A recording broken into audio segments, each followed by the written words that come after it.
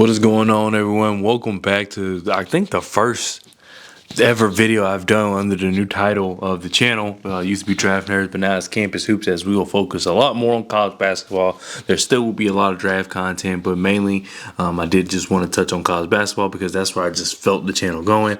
I took, obviously, so much time off, like a year off, just because I kept battling back and forth of what should I do and how I should do it. And then at some point, I just realized, you know what, at the start of next season, which is now this season, I'm going to stop overthinking it and I'm just going to record and we'll go from there. So anyway, if you cannot tell by the thumbnail title of this video, in this video, we're going to be talking about one reason to be hopeful for every single top 25 team. So this is the year where you know every school comes in hopeful, and not everybody has championship aspirations, but they're hopeful for their school. They're hopeful that their school is going to win the conference or beat the rival or whatever the case may be. So we have reasons for every team in the top 25. A preseason AP top 25 poll just dropped like 2 days ago, so I am a little late recording the video, but it did take some time to make sure I kind of got all this right. So without further ado, let's go ahead and get into it, and we'll start at 25. So 25, we have Rutgers, and for them, the reason to be hopeful is the stars aligning because you have Ace Bailey, you have Dylan Harper. I mean, that's all you need to see. They're both going to be must-see TV. I can't wait to see what they do. I don't know how they're technically going to perform as a team, but just those two alone will be enough to tune into every Rutgers game. Next, we have Ole Miss, which for them, I have objectively better. So their reason to be hopeful is that they're just objectively better. You could be a Mississippi State fan, and you could tell that Ole Miss just got objectively better. They lost a player who kind of led them in rebounding and was second in scoring, but they replaced him with a freshman, John Bowl, who was like top 100 in the recruiting rankings. And then they got 4 players who averaged at least 12 points, or maybe 6 players. I'm sorry, wrong. 5 players. They added 5 players who averaged at least 12 points. Now it's going to be interesting to see how they kind of merge all that together, because some of those came from mid-majors, some of them came from actual major schools. So it's going to be you need to keep an eye on how they're going to do it, but I think it can be done. I think Ole Miss is going to be a team that, if you look at the end of the season, they may be up there with the Auburns, the Alabamas, as far as SEC contenders, Florida as well, and we'll talk about them. Speaking of SEC, we have Kentucky. So for Kentucky, with Coach Mark Pope, I think the one thing I have to be hopeful for them is no more one and done. There's obviously going to be one and done players. I'm not saying that the one and done model is over. We just talked about Ace Bailey and Dylan Harper. More than likely, hopefully no injuries, they will be one and done players. Maybe even with injury, they'll be one and done players. I don't know, but that's still going to happen. I just don't think it's going to be as much as it has been in the past for Kentucky. As you all know, Kentucky is just known for bringing in so much talent. Devin Booker came off the bench. Like, that's how much talent Kentucky brings. And they get really close, but then they kind of fizzle out. We saw that last year. I think they lost to Oakland. They have all the talent. It's hard. It's hard to build. Could we see how Kentucky seasons go?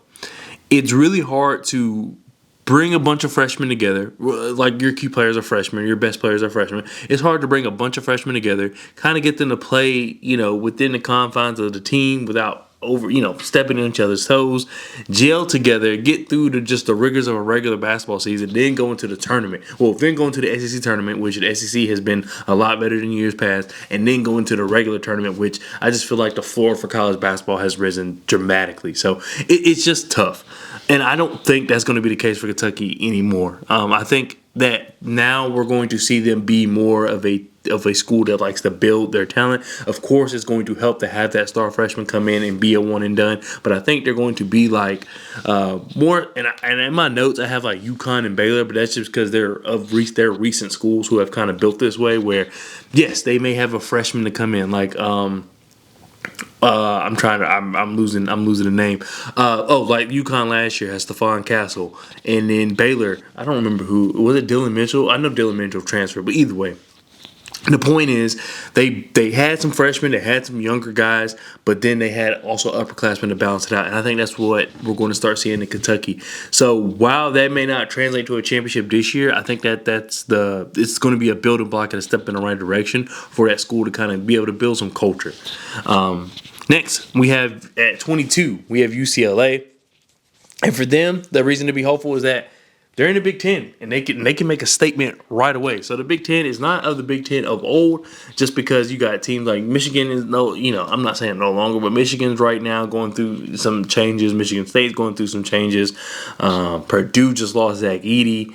And then you also have Indiana, who I think can win the Big Ten, but it's a maybe, because just because Purdue lost Zach Edey, that doesn't mean they're out. They still have Braden Smith, who we'll talk about. Anyway, I have his name written down when we get there, but they have a renowned backcourt for college basketball in Purdue. So it's just not going to be easy for UCLA just to walk in. However, I mean, if there's a time to do it, it would be now.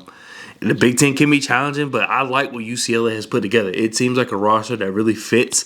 It's not just like we now that we're kind of deeper in the transfer portal, it seems as though more coaches are actually trying to build a roster, which is not something they really had to do before. It's more like just grabbing talent. But I think now that there's just so much talent coming from all kinds of places, if you want to win, you have to build the right roster and coach the right way. I don't think we can go through years of running a 2-3 anymore. Like, you can't run a 2-3 for 23 years and keep your job as a coach. I think that now there's more expectation just because there's so much talent in college basketball that you need to handle business. And I think UCLA has just done a good job of doing that. And with the Big Ten not quite being the Big Ten we're used to, I think they can come in and make some noise.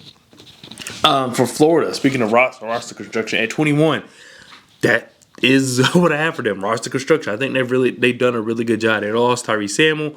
They lost Zion Pullen, and they also lost Riley Kugel, who transferred to Mississippi State. And that's like 30 points per game they lost right there. But they replaced it with Elijah Martin from FAU. He's not averaging 30 points by himself, of course, but they've also added some other guys. And I think that they have a pretty good backcourt. They are going to have to worry about their front court a little bit because the SEC is tough. The SEC is tough. You have, I can't remember his name, but the guy who transferred from Kentucky to Arkansas. So you have him there. You have Ido from there, who transferred from Tennessee to Arkansas. So there's a lot, and not just Arkansas, but a lot of other teams have solid big men and just physical big men as well. It's just not going to be easy for them to have some guys who, I wouldn't say undersized, but just some guys who definitely are going to struggle with the length of the SEC. But either way, I think the roster is structured very well, and I think Florida has a good chance of just making some noise and be as I mentioned with Ole Miss. And you can maybe even say for Kentucky, I think Florida is a team that you can look at the end of the season and see them up there with Auburn, Alabama, which they're kind of the standard of SEC right now. At 20, we have Cincinnati, and the reason for them to be hopeful is team effort. They don't really have a star. They don't really have a star. They have Skillings, they have Day Thomas, they have James, but I mean they don't. They added Dylan Mitchell. And they have Bendaggio. I might be pronouncing his name wrong. He's a center, and I think he led their team in rebounding last year. They just have a bunch of solid guys who are going to play their hearts out every night. And I think that's what Cincinnati likes to do. And I think that's going to catch a lot of teams off guard. It's very similar to like a Tom Thibodeau team as far as they catch a lot of teams off guard in the regular season. This is just talking about Tom Thibodeau. Because they play so hard every single night. And so then you look at the end of the season and then boom, they're up there in the standings because they treat every game like it's a game 7. I think that's what we're going to get from Cincinnati. So just stay tuned to the Cincinnati Bearcats. I think we're going to see some really interesting games from them.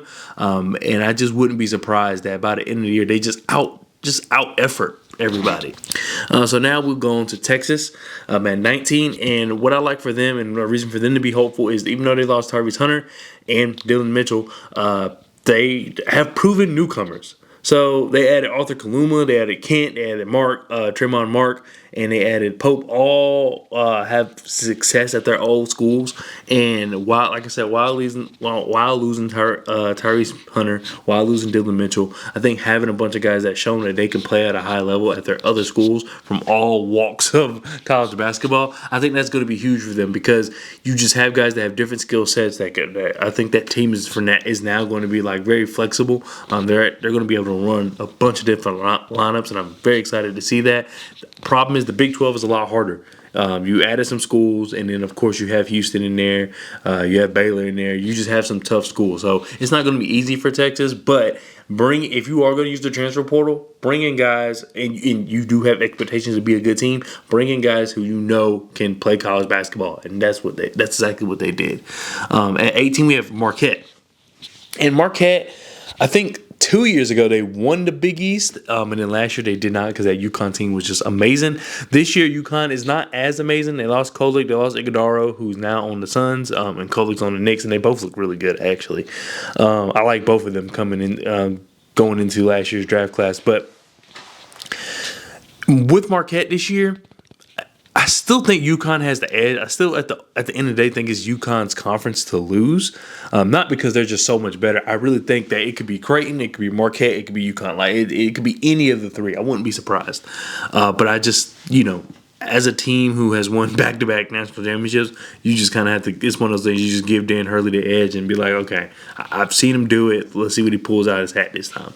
But Marquette, for them, the reason for them to be hopeful is I do believe they have the best player in the conference, which is Cam Jones. So while UConn, I think overall may be like a more talented squad, while Creighton even may be a more talented squad with a system that kind of works for their players, or they added some players that they may have to work with. But they also have Ryan Kalkbrenner, who maybe he could be a guy that is up for Big East Player of the Year. Cam Jones, I think, is the Big East Player of the Year. I think he's going to win it. And anytime you have the best player in the conference, I think that's a reason for you to be hopeful. At 17, we have Indiana, as I mentioned, with UCLA. For them, the reason to be hopeful is a new Big Ten. Michigan is not Michigan. Michigan State is not Michigan State. Ohio State is not Ohio State. Not that Ohio State is like a powerhouse, but you get the point. Purdue is not Purdue. They do not have Zach Edey, and while they do have that backcourt tandem I was talking about earlier, I think that Indiana has a chance. I mean, it's not going to be easy, but I think they have the players. They're returning enough guys. I think they have a chance to be a good team. Well, I know they're going to be a good team, but it's just more so I feel like they have a chance to surprise people and win the Big Ten. Oh, I don't think it's a surprise. Are they betting favorites to win the Big? I don't remember. Either way, I think Indiana just has a chance to win the Big Ten and go on to make some noise in the tournament, barring no injuries. But overall, I like what Indiana has done. I think Mike Woodson, like you have to do well with this team. I don't see how this team is not a team we're looking at come March Madness time and be like, okay, that's a tough team to beat. At 16, we have Arkansas. So Arkansas, as you all know, has done really well for my channel. In fact, it's the most watched video on my channel when I talked about it when they had Nick Smith Jr., Anthony Black, Ricky Council IV. Who else was on that team? Jordan Walsh, Trevon Brazile. That was a fun team. Anyway, the reason for them to be hopeful is that they have John Calipari, and he's not new to this. And by not new to this, I mean, one, he's not new to the SEC, which is good. Two, and most importantly, he's not new to having an influx, a complete roster haul. As you all know, like I said before, the way Kentucky was bringing in talent, it was year in, year out. The roster would have to change.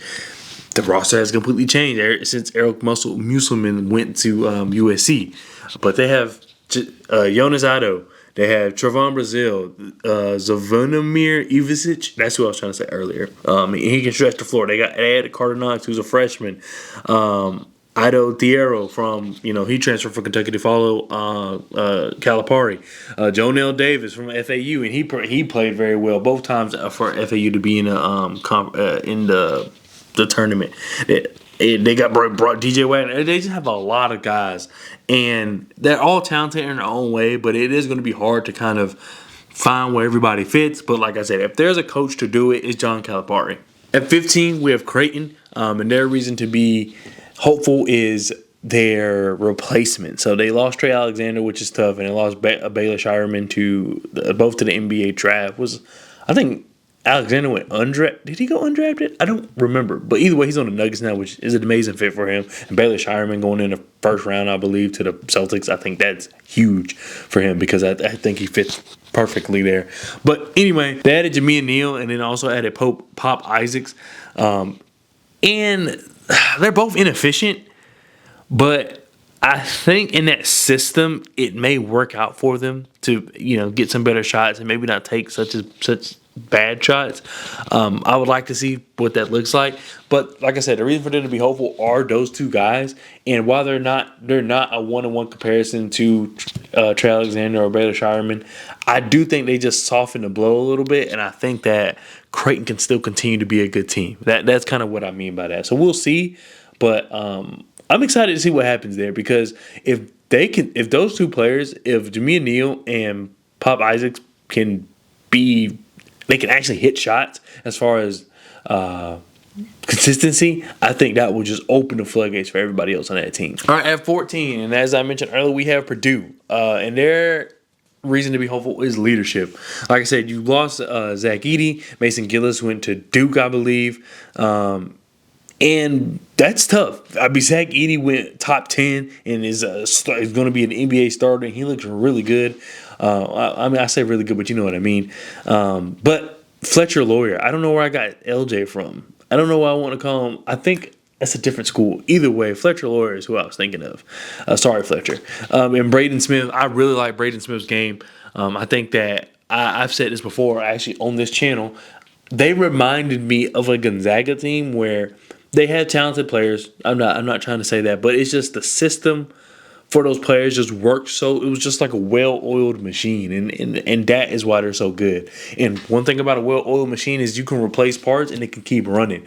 And this is a little different, so forgive me for the analogy, but as long as you have someone that kind of had success in the old cog or in the old machine, adding a couple new pieces, you can keep it running.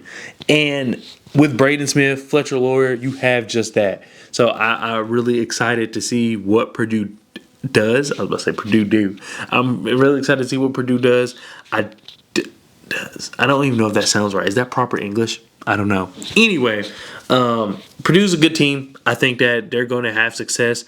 I don't see them necessarily winning the Big Ten, but I don't really know who's going to knock them off either. Like I said, UCLA has a chance. Indiana has a chance. I think Indiana is my favorite right now, but it's like one of those things that I was saying about UConn in their conference.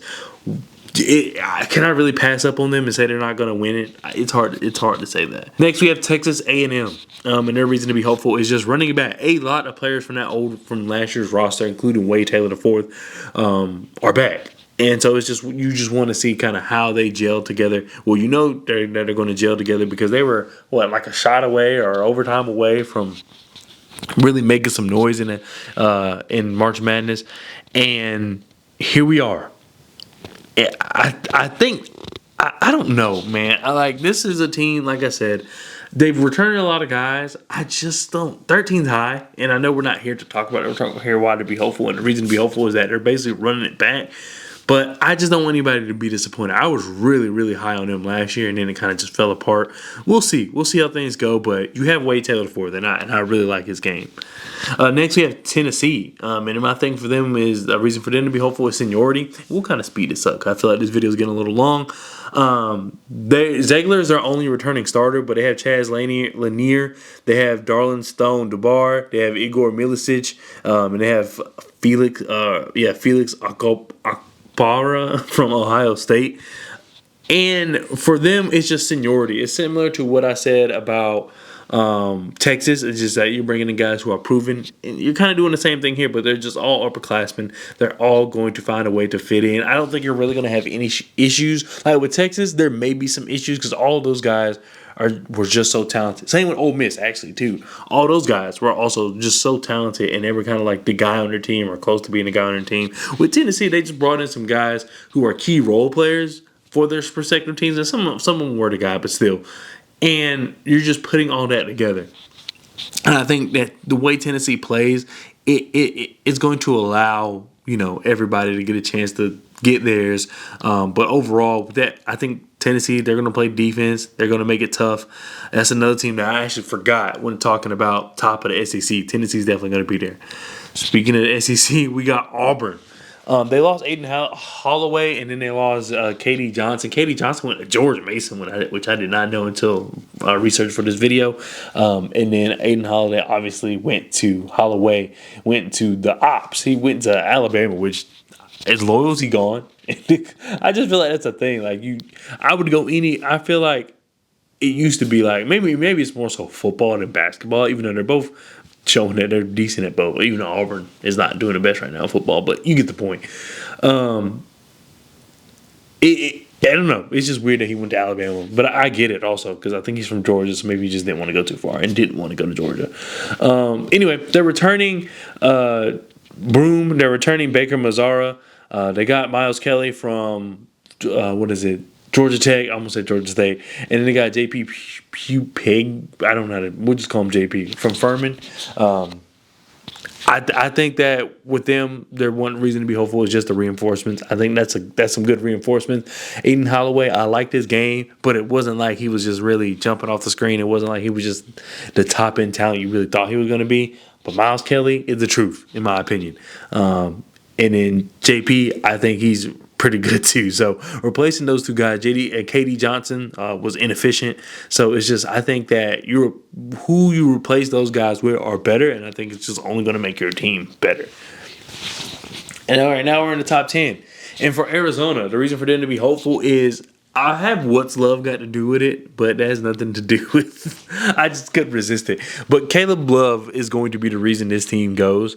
I'm actually not that high on this team as everybody else is. They lost a lot of players, and that's because they had a lot of good players on that roster last year. But Caleb Love is gonna be the reason. They added Townsend from Oakland, so I think that's going to help him. He had a good tournament last year, but I don't know. I don't know.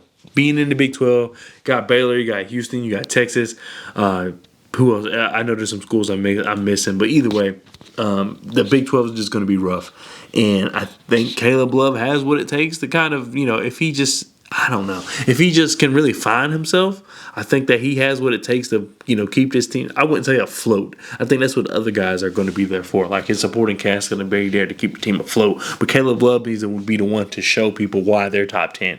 I think he has the talent to do so. So we'll see what happens there. Speaking of Caleb Love, his former school, UNC, North Carolina. And for me, their reason to be hopeful is guard rotation. This is one of the best guard rotations, I think, in college basketball, if not the best. You got Seth Trimble, you got R.J. Davis, you got Elliot Cadeau, you got Ian Jackson, depending on how you view him. And so they just have a lot of good guards. And then they're finally, you hopefully using Jalen Washington the way we've been wanting him. I say we because I'm a UNC fan if you didn't know. But we've been wanting him to be used for years now. I say years. Has it been years? I don't know. Which is just a 5, like just run the 5 out, have a stretch 5, just have more shooting. And I think he helps a lot with that. I'm not expecting him to be Jaren Jackson Jr. I'm not expecting him to be Dirk Nowitzki type shooting. Even though Jaren Jackson does like to completely how they shoot. Dirk is one of the best, if not the best, big man shooter of all time, depending on how you feel about Cat. Either way, the point is, I'm just expecting him to be a decent 3-point shooter. And if he can do that, I think that's going to really open it up because we know like Seth Trimble likes to get downhill, Cadeau likes to get downhill. Both Elliot Cadeau and Seth Trimble were showing that they can shoot a little bit in their tournament last year. Not that they can shoot, but they're a little more willing to take the shot, and it was going in sometimes. So if you could run a successful 5 out, I think that's going to be huge for UNC because I think that people have been asking for them to play like this for a while. Even people of rival teams have been because it's just like it would just make more sense if they did it, but they couldn't because they have Armando Bacot, and obviously with him being your best player, probably up until last year. You didn't want to take the ball out of his hand. So that's it for UNC. And then Baylor at number 8. For them, I have talented newcomers. They have Jeremy Roach, who has been I think, a rock solid guard for Duke last few years. But then they also have VJ. I'm going to butcher his last name, so I'm not even going to try to pronounce it. But he's a stud. If you have not watched any tape on him, please go watch some tape on him. Then they added Norshad Amir from Miami, who also is a stud. So I think that Baylor, you can be hopeful because you have that's good talent. You have a guy who's just been a staple in college basketball for a high level program, and then you have an outstanding freshman. I keep wanting to say rookie. You have an outstanding freshman in VJ, and then you have Norshad Amir from Miami who was really solid on those teams. And they had some good teams too. So I think if you're Baylor, you're looking forward to the season because you can really make some noise. Speaking of Jeremy Roach, we do have Duke at number 7 with Cooper Flagg. I think everybody's anticipating what Cooper Flagg can do.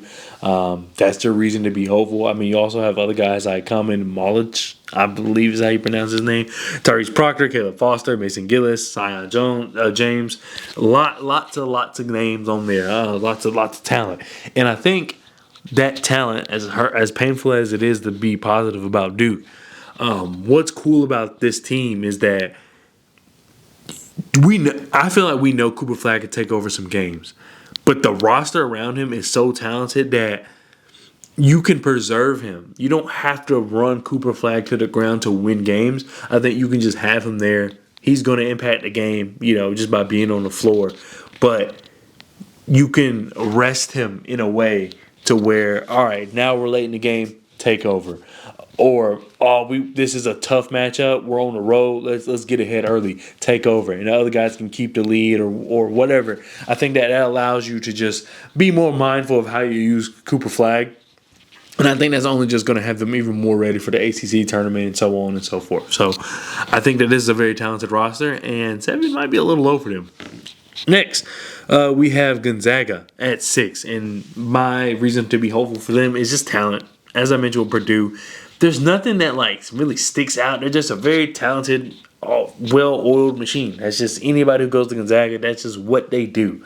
And I love that for them. I like seeing they're just talented all the way from Ryan Nembhard to Khalif Battle. I just really like Mark Few. Has some tough decisions to make because there's some good players all up and down that roster. So they have a lot of talent. I'm super eager to see what that looks like going forward. I can't wait to see what the first lineup's going to be. Even though probably by the 10th game the lineup will be completely different because that team is just that talented. Iowa State at 5, and their reason to be hopeful is retention. Curtis Jones, Timon Lipsey, Demarion Watson. Who else is on here? There's one more. Oh, Milian Momosilovic. I think that's how you pronounce it. Just a bunch of talented guys. Tamin Lipsey, Curtis Jones, I don't know, Milan. We'll just say Milan. Great team. I actually was going to I was going to come back earlier to this channel and do a video on them specifically, and I just kind of backed out. Once again, overthinking it. But yeah, I think that Iowa State just has a really good team. Next, we have Houston. And their reason to be hopeful is for returning 4 starters. Anytime you can bring back 4 starters from a really good team, that's good. That's all I can say about that. UConn. For them, it's coaching. Dan Hurley, this is going to be probably his toughest one. You have Solomon Ball, and you have Alex Caravan. You have some talent. You have Diarra, who was the 6th man of the year last year for the Big East. So you have some talent there. It's obviously not Donovan Clingan or Stephon Castle or Tristan Newton, but you have talent there. And I really believe in Hurley's coaching after what we saw. How he was just able to use Stephon Castle. I think that shows he can really coach anybody because Stephon Castle was just a different player in a good way. And then even you see him transferring to the NBA and he's still used a little differently there too. And I mean that also shows how good Stephon Castle is. But I think Hurley just being able to do that I think is tremendous. And coaching is just going to go a long way for this team. Next at number 2 we have Alabama, and there's his depth.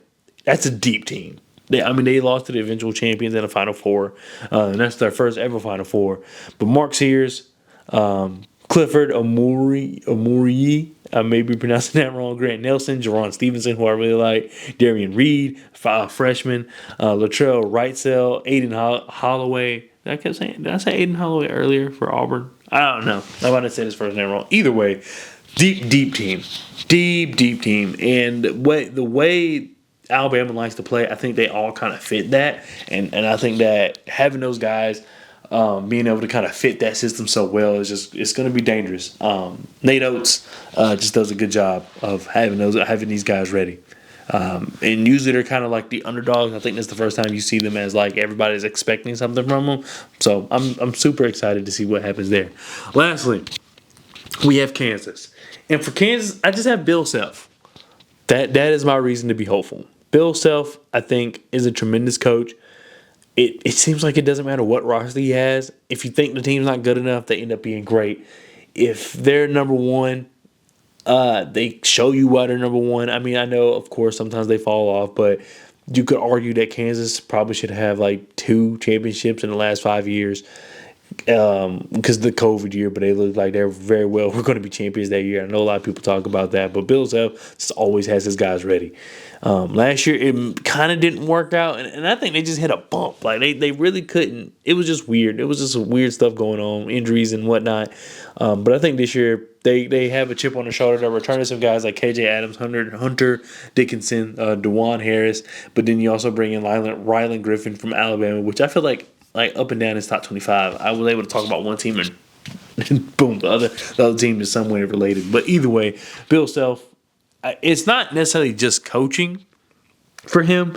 It's just how in general, like I know coaching to me is like what you tell like the X's and O's. Bill Self as an entity, as a coach, as a person at Kansas, I think that it's just different than me saying like coaching for UConn and Dan Hurley. So yeah, I think Kansas.